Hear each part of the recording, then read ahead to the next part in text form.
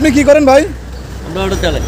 তা আপনি এই যে অটো রিক্সা চালান, এই যে রাস্তায় মেন রোডে অটো রিক্সা বন্ধ করে দিছে এবং অটো রিক্সা ড্রাইভাররা আন্দোলন করতেছে, এই সমসাময়িক বিষয় নিয়ে কেন আন্দোলন এবং কেন বন্ধ, এই ব্যাপারে আপনি কি বলতে চান? আমি মনে করি মহল্লার ভিতরে অল্লিগলিতে চলে ভালো হয়। মেন রাস্তাটা ওটা আমাদের অনেক রিস্ক, যে একটা বড় গাড়ি যদি চাপা মারা জায়গা ওই ড্রাইভার কেউ নিবে না, মরবো তো আমরাই গরিবরা। ওই রিক্সার গাড়ি যে মালিকরাও কি আমার ঘরে বাঁচাইবো না, না খাই এমন আমরা মনে করি মহল্লার ভিতরেই এটা চালানি ভালো হইব।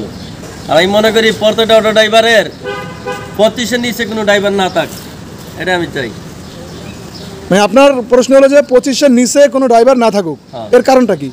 কারণ 25-এর নিচে ছিল যে ওরা রাত চালায়, তো রাস্তার ভিতরে উল্টা পাল্টা চালাই, স্ক্রিন অতিরিক্ত হয়। 10-12 বছরের পোলার অটো চালাইলে স্ক্রিন অতিরিক্ত হয়, ওরা কোনো ভাব বুঝে না। অটো গাড়ি মালিকরা দিয়া দেয় অটো রিক্সা। আর যদি অটো গাড়ি মালিকরা 10-12 বছর 14 বছরের পোলাবান ধরে রিক্সা দেয়, 50,000 টাকা যেন জরিমানা করা হয়। ভাই আপনি কি করেন ভাই? এই যে ভাই যে কথাটা বলছে, এই কথাটার সাথে কি আপনি একমত?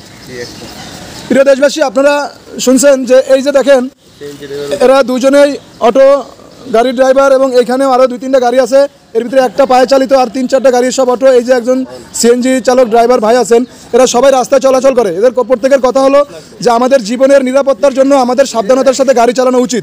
তাই এই ড্রাইভার ভাইয়েরাই নিজেরাই বলছেন যে আমরা মেন রোডে গাড়ি চালাবো না এবং চালানো ঠিকও নয়, এবং 25 বছরের নিচে অল্প বয়সী ছেলেপেলেরা যাতে অটো রিক্সা না চালায়। এবং এই ভাই বলছেন যে যদি 25 বছরের নিচে অল্প বয়সী 8-10 বছর 12 বছরের ছেলেপেলেরা অটো রিক্সা নিয়ে রাস্তায় যে তাংপাং করে, এই তাদের মালিকের এবং তাদের জরিমানা করা উচিত যে এই ধরনের ছেলেপেলেদেরকে যাতে অটো রিক্সা না দেয়।